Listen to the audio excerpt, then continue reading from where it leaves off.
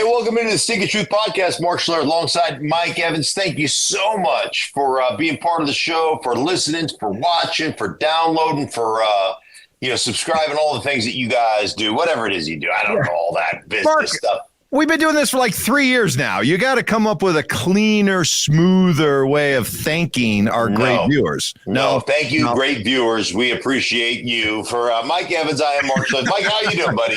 Man, I'm doing great. I can't wait for this week, and we got a lot to talk about. I got to ask you right off the bat, because you're right in the epicenter of all this in New York City. What has been your reaction to the way the Jets have handled the fallout, specifically Aaron Rodgers, of the Robert Saleh firing? Yeah, well, you knew Aaron Rodgers was going to come out and deny, I had nothing to do with it. No, it's beyond me, and I feel so poorly for Robert, and Robert's my big friend, and, all this, that, and the other. I will tell you this, okay? So, as we know, they flew back from London. There were conversations on the plane with the coaching staff, I know this for a fact, about removing Nathaniel Hackett as the play caller, not firing him, but removing Rodgers' buddy, Nathaniel Hackett, from play calling duties, right? And so they come back on Monday, they put all their stuff together, they go through the film, they watch, they go team lifts, they do all their things, right? And now they're game planning. Monday night, now Aaron Rodgers is there at the facility, right? He's got the ankle, the knee, right? Woody Johnson, blah, blah, blah. Nothing gets said. On Monday night, Woody Johnson either calls or Aaron calls Woody. I don't know which one happened. I think Woody calls Aaron, and they have a conversation. And you want me to believe that in the course of that conversation, all he's doing is checking on your ankle? Or all he's doing is, there was never a conversation about Robert Saleh, what the plan was moving forward, about, hey, man, they're going to revoke. Because when Robert Saleh and his coaching staff got together about Nathaniel Hackett, with the Jets organization, because they don't empower their head coach, you got to run that up the flagpole to Woody Johnson's office and say, hey, man, this is what we're thinking about doing. So you mean to tell me, during this whole process, and Woody Johnson calls Aaron Rodgers, that Robert Saleh and the job he's doing coaching with top 5 defense, top 5 special teams, just an offense that is not performing, and Aaron Rodgers is not playing well. You mean to tell me that was never discussed? His job security was never discussed in that conversation? Because in the offseason, if you remember last year, right after the season, there was speculation that Robert Saleh was going to get fired, and Aaron Rodgers said to Woody Johnson at that time, don't fire him. He's my guy. Don't fire him. Listen, man, I got hurt. There's a lot of things that went on. We're tracking in the right direction. So that if Aaron Rodgers would have said to Woody Johnson, he's my guy, don't fire him, do you think Robert Saleh would have still gotten fired?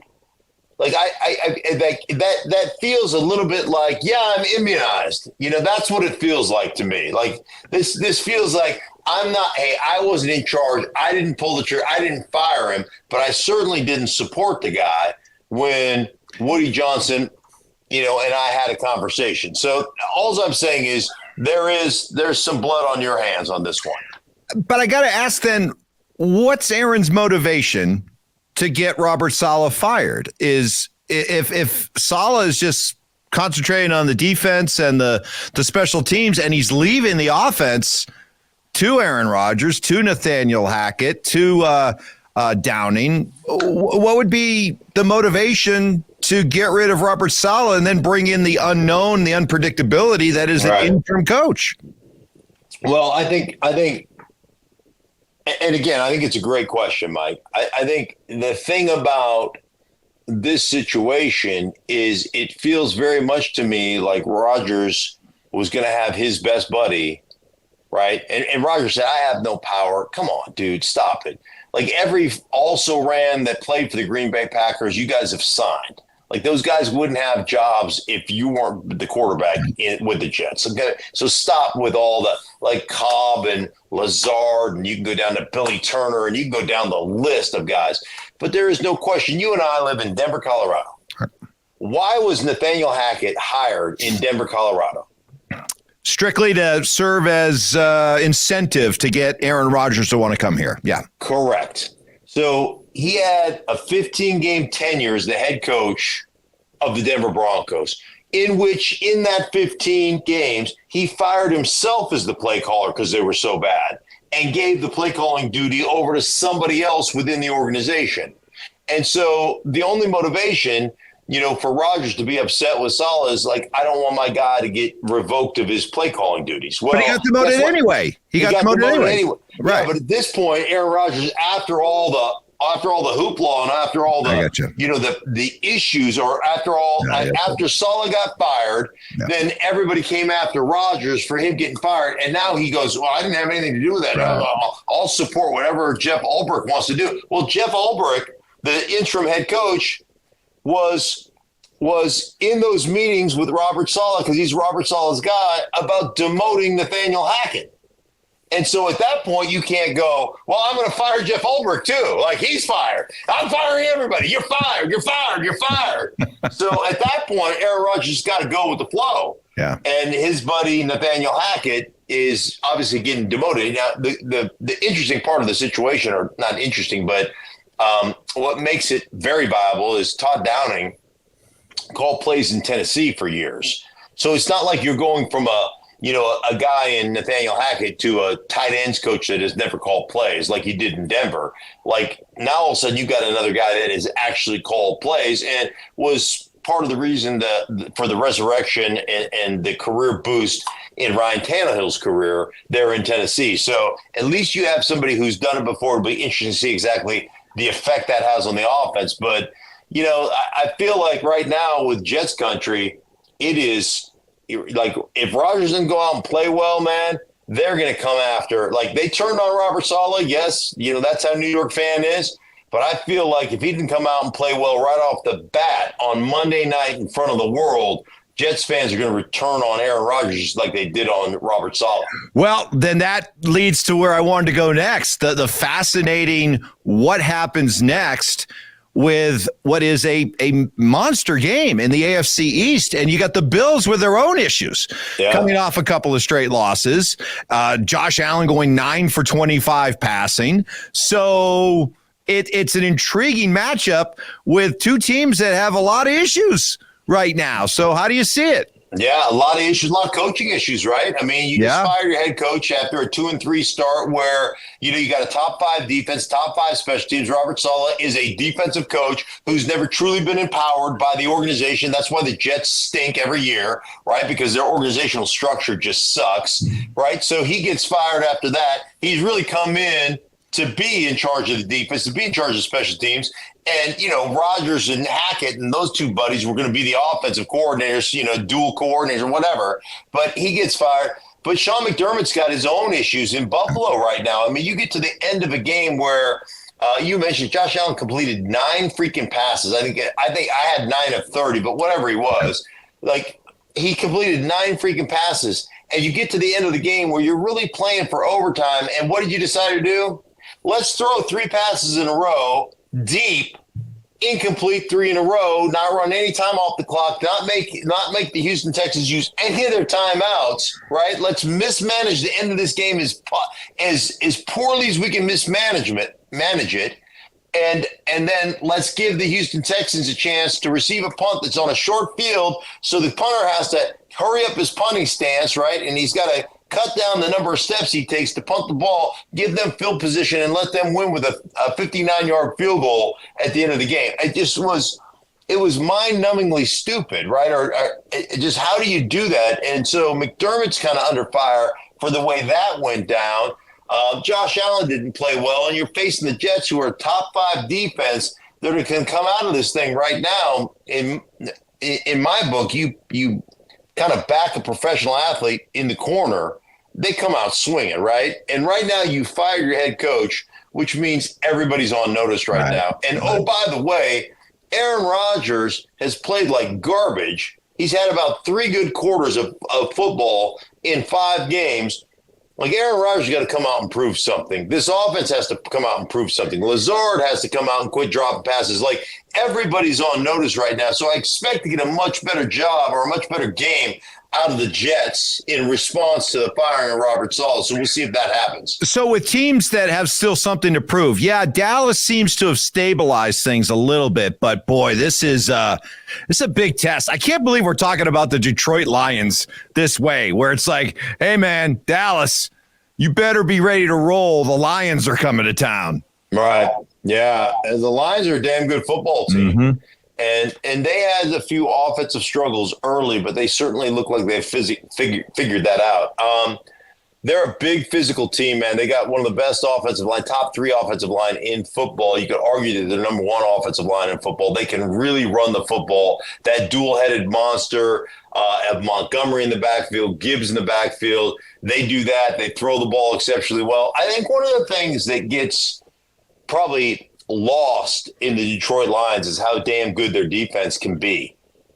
And yeah, they gave up some, I think 29 to Seattle. They've given up some points, but they addressed inside. DJ Reader came over. That guy can really play inside. He's a good player. A guy by the name of Glenn McNeil is I think that's his name, a really good player on the inside, a really solid, stout guy. Aiden Hutchinson can flat rush the passer. They've got a good linebacking core. They addressed the defensive side of the football with corners. They went out and got, guys that can really play at the cornerback position. They drafted a corner. I think they have 2 of the finest safeties, Kirby Joseph and Brian Branch, in the National Football League. That duo is great there. Like, when you play, that's a test for everybody. And I think one of the things that was cool when I talked to Dan Campbell about them, he goes, a couple of years ago, we were the team that was going to throw the kitchen sink at you as we were trying to establish ourselves as a team to be reckoned with, right? So we go into a game with nothing to lose. You're going to get the kitchen sink. If we have a trick play, we're going to run the trick play. If we've got an opportunity to go for it on 4th down, we're going for it on 4th down. We want to keep the pressure on you. We're going to continue to do that. Well, now the shoe's on the other foot. The Lions are going to be the favorite in just about every game they play, and they're going to get the kitchen sink thrown at them. So how do we respond to the trick plays? How do we respond to the 4th down conversion attempts? How do we respond to all those different things that we were doing just 2 years ago? Now the shoe is on the other foot, and how do we handle that? How do we handle being the front runners? To this point, at 3-1, they've done a pretty good job with that, Mike. Even the game they lost to Tampa Bay, they lost that at home, where they drove into the red zone 7 times and came away with only 1 touchdown. So they made their share of mistakes in that game, but they pushed the ball up and down the football field. It's going to be interesting. I think one of the big things for me is the Dallas Cowboys over the last 2 weeks have kind of, quote unquote, fixed their running game. First week 1 and 2, or week 1, 2, and 3, they were giving up 185 yards plus rushing per game. They have really dwindled that down. They played really well on that side of the ball, but you would say, well, they played against the Giants and they played against the Steelers. The Steelers was in this monsoon, coming off this big rainstorm. This will be the real test, because I guarantee you, one thing that the Lions can do, they can run the freaking football, and they're very multiple in their wide zone stuff, their gap stuff, their inside trap stuff, their wham stuff. They're a multiple run scheme football team.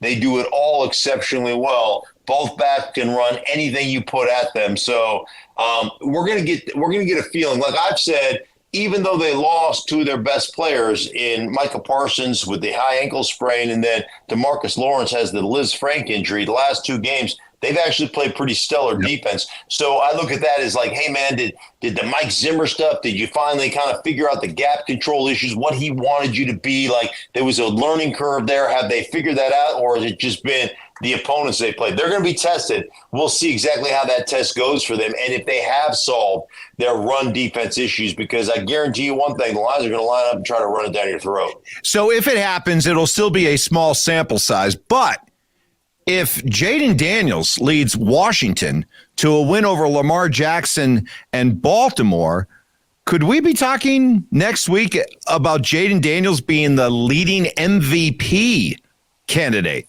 in the NFL? If he plays well and does that, no question, he will be not just Rookie of the Year, Offensive Rookie of the Year, but to me, a legit MVP candidate. And he has played that well. Mike, to watch him, and I did this on Breakfast Ball this morning, took a play from the first game of the season and took a play that was very similar to week 5 and watched the progression of Jaden Daniels, what he's been able to accomplish, the way he has grown, and he's grown exponentially as a quarterback. Running because he wanted to run versus running only when he has to run, right, and being able to implement the offense and get through his progressions and get it to the right guy and being accurate and taking that shot.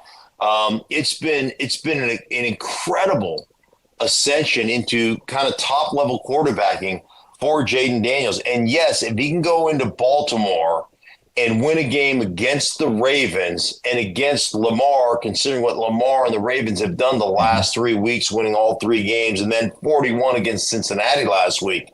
Like, this Washington defense is not a good defense. Here's what makes Jaden even more impressive.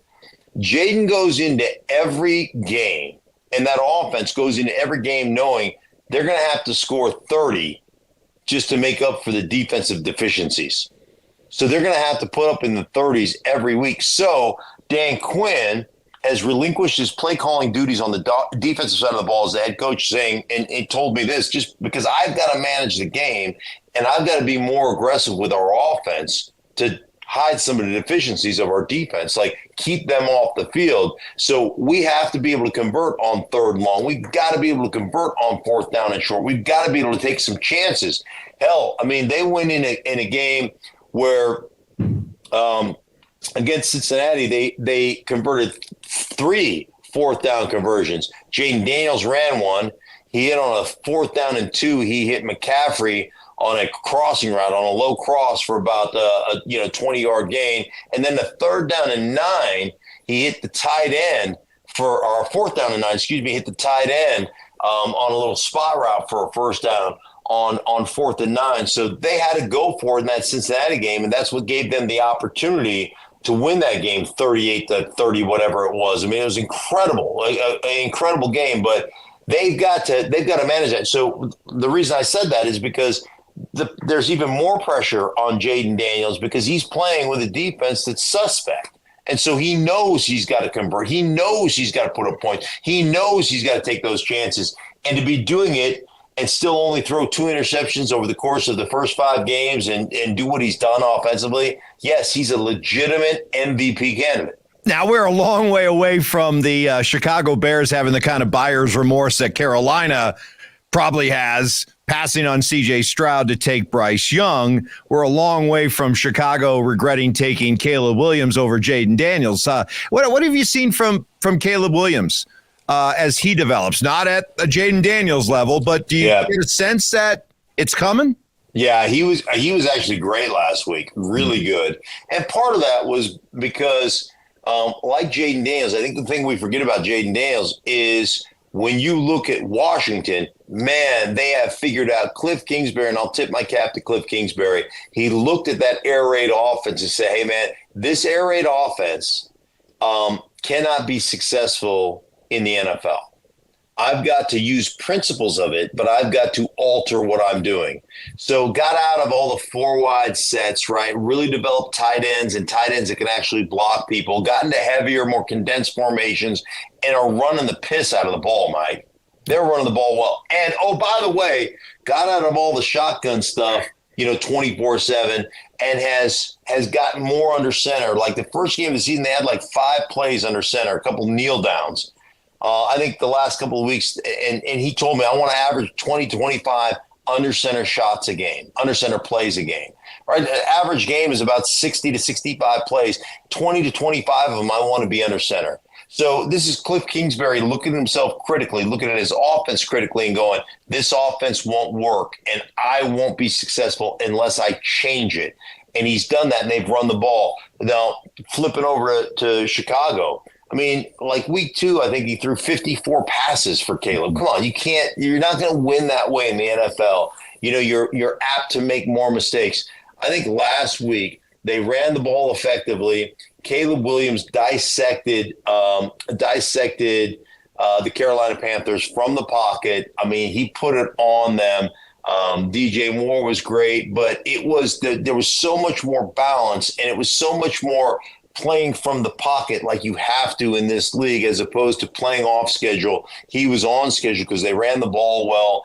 And so from a conversion standpoint, they were really good in the conversion categories because they played a more balanced style of football. And, part of that obviously is the Carolina Panthers stink, but impressed with the progress that you see week in and week out with Caleb as well. So you've got two young quarterbacks that are playing top-notch football right now in Caleb Williams and Jaden Daniels. Yeah, and you look at these two quarterbacks, and they seem, as you've really laid out very well, they have some decent support around them. I think you could say the same thing about Bo Nix in Denver with what he's got with that defense, which leads me now to the fourth rookie quarterback that we're now going to get a chance to see, Drake May, getting thrown into the situation in New England. You tell me, this one looks like it could end badly because New England's got nothing. No offensive line, no playmakers, nothing. I worry about Drake May getting thrown into this. Do you? Yeah, I do. Offensive line wise, they struggle in protection. They struggle like they were a physical football team. Their run game was really good early in the season, but protection wise, they struggle. But anybody struggles when you have to drop back because you're behind. But last week was awful for them against Miami, losing the Miami Dolphins. They're going to struggle. And listen, you can look at it one of two ways. Hey, man, it's never going to be any harder than this for you, right? If you can have some success and you go through the growing pains, early in your career, it'll lead you to being better in the long run. That's all fine and great as long as you don't get the living piss beat out of you during that time, because I've seen quarterbacks go the other way where they just get so beat up that, that it's pretty much over for them. I mean, you could make that argument for Bryce Young taking 62 sacks last year or whatever, but Drake May is a big physical kid. He can run. And we'll get Mark back in here in just a second. Don't worry. He's not going anywhere. Hold on. There he is. Keep going. Okay. Drake May is a big strapping kid. He's strong. He can run. He can create some time in the pocket, all that kind of stuff. So I would say that I would look at that and say, Jacoby can't do that. Like, Jacoby can't get out of the way. So that will help them in protection to some degree. I think it's the right move. I think he needs to play. I think he was raw coming in. I'm not saying he's going to solve any of their issues, but I think overall it'll probably be a good experience for him. And he's got enough athleticism to keep some plays alive and to make some plays with his feet. So I like the move. They're not very good. He's going to struggle, but it's probably going to be overall, I think it'll be a good learning experience. Okay, and a couple of the quick notes. New Orleans going to Spencer Rattler as a short-term backup while Derek Carr is out. It's the NFC South. How do you feel about the Saints' chances of staying afloat while Derek Carr is out?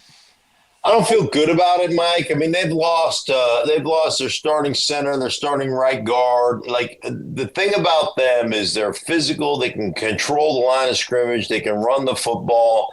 Well, ever since that's happened to them, they've lost offensive linemen. They've had some injury issues. They've had to shuffle people around. They haven't been very good.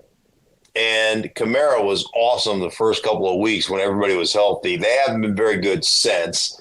That scares me a little bit. The Rattler thing doesn't surprise me, though, because I know it was, Hayner that came in for Drew Brees when he got hurt. But watching practice the first Friday of the football season, I was down there calling the game, and I leaned over to my producer and go, dude, the Rattler kid can really – I didn't realize. He's not very big. I thought he was bigger than that.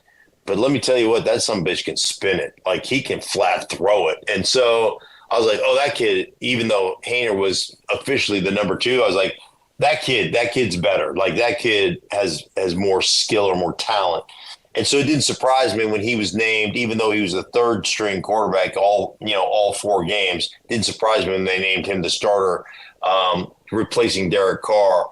But that's not how they're built, man. They're built to run the football, to take some pressure off the quarterback. This does not feel like a good place for the Saints. And let's face it, Dennis Allen, and we had the first coach fall in the who's first to get fired, bracket that goes on every year. It was Robert Saleh. Now you're looking at probably three potential candidates going forward. You're looking at Doug Peterson with Jacksonville. You're looking at with Nick Sirianni with the Philadelphia Eagles. And you got to be looking at Dennis Allen right now, the New Orleans Saints. Like, all three of those guys have an opportunity to be kind of the next guy up in that who's going to get fired next kind of category. Let's get to our fearless picks. We both had pretty good weeks last week. You were sensational at 3-0. Yes. I was 2-1, so you continue to have a pretty safe lead over me through the first 5 weeks of the season. But here we go. I get to go first. So here we go with my picks. I am going to take Houston -6.5 at New England. I think it's going to be open season on Drake May. He'll maybe show some flashes, but they're going to be sacks. They're going to be interceptions, fumbles. I think it's going to be an ugly day for New England's offense. So I'll take Houston -6.5. I'll also take Tampa, getting a chance to go up against a young quarterback making his debut. I'll take Tampa -3.5 at New Orleans. And then I know this is a stinky line, but I'm gonna take the hook. I'm gonna take Denver at home, getting 3 points against the LA Chargers. I have no idea why the LA Chargers, who are struggling offensively, why at 2-2 they're a 3-point favorite on the road at Denver, who's playing really well right now. But there you go. So I'm going to take the gift and take Denver plus the 3. All right. Listen, I like all those picks. Like, normally I give you grief, but those were all on my list of teams that I liked, and I saw that you had them. I was like, so I have to go in a different direction. All right. Go ahead. So the first one is, as much as I like what Jaden Daniels has done in Washington, as good as I think they are on the offensive side of the football, and I do think they're really good, Baltimore Ravens are a step up in competition. And the way they run the football and the way Lamar Jackson is playing right now and the struggles that Washington has on the defensive side of the ball, I've got to go with the Baltimore Ravens giving up 6.5. I'm taking the Ravens. I'm giving the points. And then, hey, listen, man, I know this is a litmus test for Dallas and how are we going to respond and blah, blah, blah. Yeah. But the Detroit Lions are a damn good football team. Yeah. And I think you've improved on defending the run, but I think part of the improvement has been you've played the Giants and the Steelers. I think the Detroit Lions are going to get you not only running the ball, but throwing it over your head with Jared Goff and the receiving core. I think their defense is vastly improved. I mean, let's face it. Dak Prescott threw two interceptions last week, approaching into the red zone, and then became the hero because they went on a 15-play drive where they ran it 8 times and threw a bunch of 3-step drops. Like, you can't be a hero for putting out the fire that you started. So I'm going to go Detroit giving up the 3. Yep.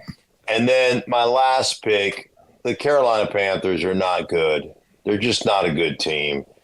I think the Falcons have figured it out, coming off a bit of the Thursday night game, a 10-day rest, 509 yards passing for Kirk Cousins, really just destroying the middle of the football field. They're tied in. They found Pitts again. Kyle Pitts had a big night. Drake London had a big night.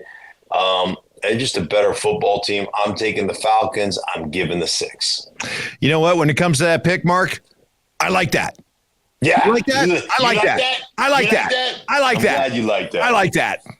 All right, man. Hey, listen, have a great weekend for everybody involved in the Stinkin Truth podcast. Thank you so much for making us a part of your week. We appreciate you guys. We'll be back with you guys on Tuesday to break it all down. Week 6 starting off tonight, Thursday night football, as the Niners take on the Seattle Seahawks. Should be a good one. Mike, I'll talk to you later, buddy. For Mike, I am Mark. Thank you so much, guys, for being a part of the Stinkin Truth podcast.